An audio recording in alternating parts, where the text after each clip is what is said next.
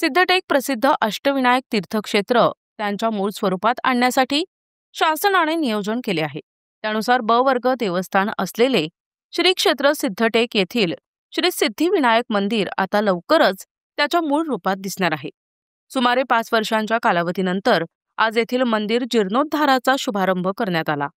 पुढील 18 महिन्यात हे काम पूर्ण करण्याचे नियोजन पुरातत्व विभागाने केले आहे.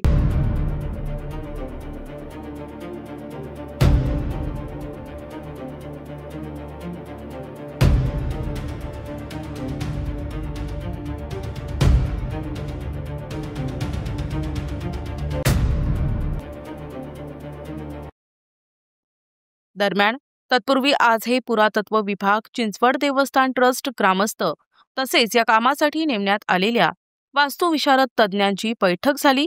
त्यानंतर श्रीफळ फोडून कामाची औपचारिक सुरुवात करण्यात आली. येथील श्री सिद्धिविनायक मंदिर जीर्णोद्धाराच्या कामाचा आज औपचारिकपणे श्रीफळ वाढविण्यात आला.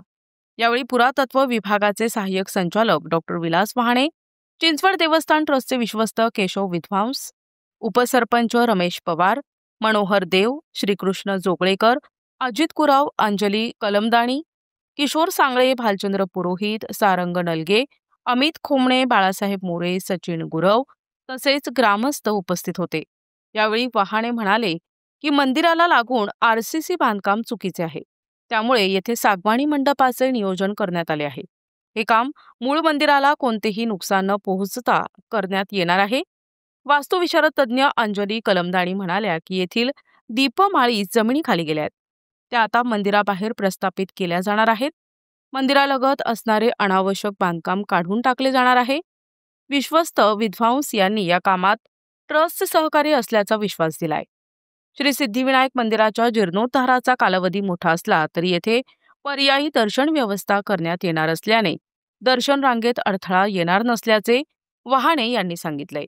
दरम्यान सिद्धिविनायक मंदिरालगतची अतिक्रमणे, मंदिर कळसाचे सुशोभीकरण, संरक्षक भिंत, अंतर्गत गटार योजना तसेच पिण्याच्या पाण्याची सुविधा अशा अनेक मुद्द्यांना आज येथे झालेल्या बैठकीत बगल देण्यात आली. त्यामुळे होणारी कामे अंदाजपत्रकानुसार होतील की नाही अशी शंका अनेकांनी व्यक्त केली आहे. प्रतिनिधी प्रथमेश शुक्ल, NTV न्यूज मराठी, सिद्धटेक, अहिल्यानगर.